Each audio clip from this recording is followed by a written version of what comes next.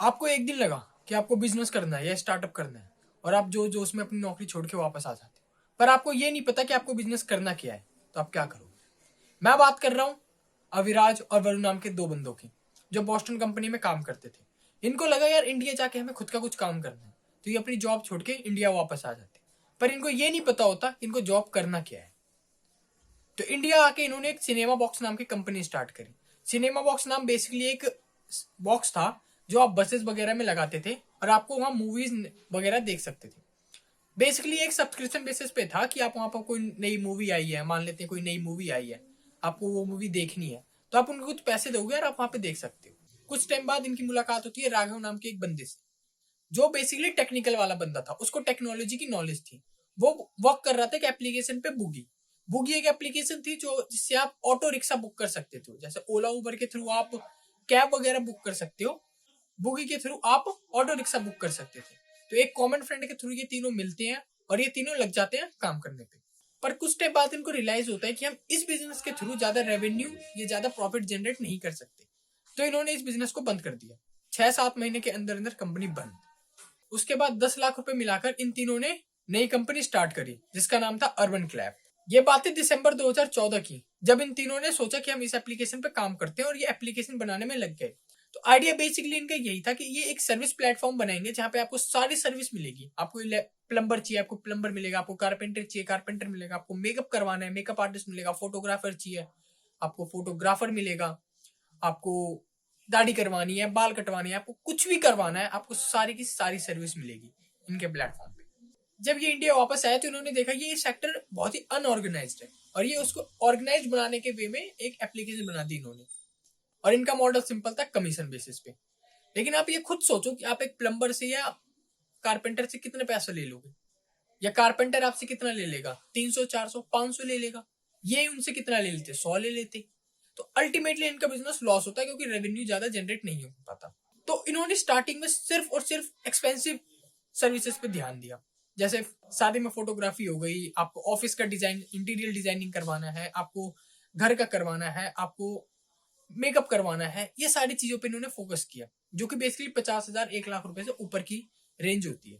अब तक में 110 से ज्यादा सर्विस ये आपको प्रोवाइड करते हैं, मतलब A to Z सर्विस ये प्रोवाइड करते हैं आपको। जब इन्होंने काम स्टार्ट करा तब तक और भी कंपटीशन आ गए थे मार्केट में, और भी प्लेयर आ गए थे मार्केट में।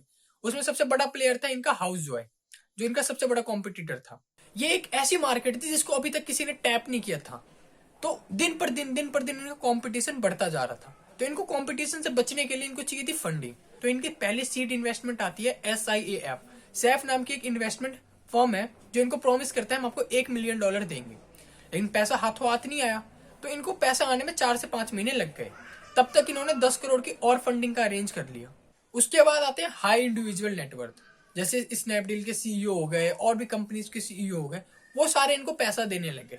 सबको लग रहा था भाई अब ये नया फ्लिपकार्ट बनेगा, ये फ्लिपकार्ट जैसा बड़ा बनेगा, क्योंकि ये ऐसा मार्केट था जिसको किसी ने अभी तक एक्सप्लोर नहीं किया था। कुछ महीने के अंदर इंदन को 10 मिलियन की फंडिंग और मिल जाती है। नवंबर आते आते इनको $25 मिलियन की फंडिंग और मिल जाती है। लेकिन सबसे बड़ा इनके लिए अच्छी चीज हुई दिसंबर में, इनको रतन टाटा ने भी इन्वेस्टमेंट दे दी। वो अनडिस्क्लोज्ड है, उन्होंने बताया नहीं कितना, पर रतन टाटा के इन्वेस्टमेंट की सबसे बड़ा फायदा ये होता है कि आपको बिजनेस ग्रो करने में हेल्प करते हैं, वो आपको गाइडेंस देते हैं, आपको नेटवर्क देते हैं, आपको पूरी एक सिस्टम प्रोवाइड करके देते हैं जिसके आपका बिजनेस ग्रो हो जाता है। लेकिन सब कुछ इतना अच्छा कैसे चल सकता है?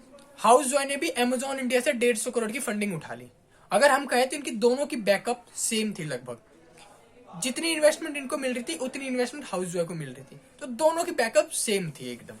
लेकिन अब तक में इनकी 300 से ज्यादा इनके कॉम्पिटिटर आ गए थे मार्केट में। अब मैं आपको कहूँ कि मैं आपको सिर्फ लॉन्ड्री का सर्विस दूंगा, कोई कह रहा है मैं आपको सिर्फ मेकअप की सर्विस दूंगा, कोई कह रहा है मैं आपको सिर्फ फोटोग्राफर की सर्विस दूंगा।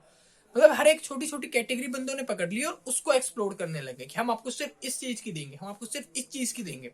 तो ऐसा करते करते 300 से ज्यादा कंपटीशन हो गए। लेकिन सबसे अच्छी चीज ये क्या करते हैं कि ये अपने 75% से ज्यादा जो एप्लीकेशन इनके पास आते हैं, जो वेंडर्स आते हैं, उनको ये रिजेक्ट कर देते हैं। ये अपने सिर्फ वेबसाइट या ऐप पे या अपने प्लेटफॉर्म पे सिर्फ और सिर्फ क्वालिटी वेंडर ही रखते हैं, ये ऐसे उनका कहना है।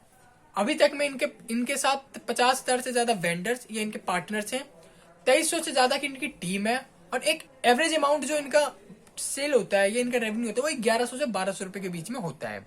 अब इनका दूसरा बिजनेस मॉडल है वो लीड सेलिंग का। अब मान लेता हूँ मेरी एक्स गर्लफ्रेंड की शादी है या किसी की भी शादी है, उसको मेकअप करवाना है, तो उसने इनकी वेबसाइट पर डाला कि मुझे मेकअप करवाना है। उस मेकअप की कॉस्ट 30,000 रुपए है। तो इनका एक है रिचार्ज कूपन। अब जो भी वेंडर है वो इनके यहाँ से क्रेडिट खरीदता है या अपने रिचार्ज करता है कि भाई मैंने 10,000 रुपए के इतने क्रेडिट लिए या 20,000 रुपए के इतने क्रेडिट लिए, तो इनको एक्स अमाउंट ऑफ क्रेडिट मिल जाता है। तो ये उस क्रेडिट को वो वेंडर उस जो मेकअप है उसके थ्रू ये बेच देते हैं उसको। तो आपको 10,000 रुपए के या 20,000 रुपए के आपने क्रेडिट लिए या आपने 30,000 रुपए के क्रेडिट लिए, आपको 30,000 रुपए का क्रेडिट मिलेगा। तो आपने क्या करा, उस 30,000 क्रेडिट के थ्रू आपने एक्सचेंज कर लिया। आपने बोला कि भाई आप ये जो मेकअप का जो एप्लीकेशन है, ये जो मेकअप की रिक्वेस्ट है, ये मैं आपसे खरीद रहा हूँ, इसे मैं डील करूंगा। तो अगर डायरेक्टली जो बंदा इसके थ्रू लेता है उनसे ये कमीशन ले लेते हैं, और दूसरा ये लीड सेलिंग कर लेते हैं, भाई आप खरीद लो बाकी आपका है, आप उसको ऊपर नीचे जितना कर सकते हो कर सकते हो। तीसरी चीज, ये एडवर्टाइजमेंट के पैसे लेते हैं। अगर आपको हमारी वेबसाइट पर रैंक करना है, टॉप पे रैंक करना है, तो आप हमको इतना एक्स्ट्रा पैसा दो, हम आपको रैंक करवाएंगे। तो बेसिकली ये 3 जगह से पैसे कमाते हैं, कमीशन, लीड सेलिंग और एडवर्टाइजमेंट के। तो जब इनके मार्केट में कंपटीशन आ रहा था, इतने कंपटीशन आ रहे थे, तो इन्होंने एक सबसे अच्छी चीज करी, उन्होंने करा अपने वेंडर्स बढ़ाने स्टार्ट करे। इन्होंने अपने सिर्फ वेंडर्स पे फोकस करे, जैसे कारपेंटर है, इलेक्ट्रीशियन है, प्लम्बर है, मेकअप आर्टिस्ट है, फोटोग्राफर है, इंटीरियर डिजाइनर है, इन सबको इन्होंने अपने वेबसाइट पे लिस्ट करना स्टार्ट करा। इन्होंने अपने वेंडर्स पार्टनर बढ़ाने स्टार्ट करे। तो यही था पूरा का पूरा अर्बन क्लैब का बिजनेस मॉडल। अगर चैनल पे नए हो तो सब्सक्राइब कर दो, वीडियो को लाइक कर दो, अपने दोस्तों के साथ शेयर कर दो कि जोश जोश में डिसीजन नहीं लेना चाहिए। इनके साथ अच्छी चीज हो गई, इनको आइडिया आया, बाद में आया, इन्होंने कन्वर्ट करा, उन्होंने चेंज करा, पर हर किसी के साथ नहीं होता है ऐसा।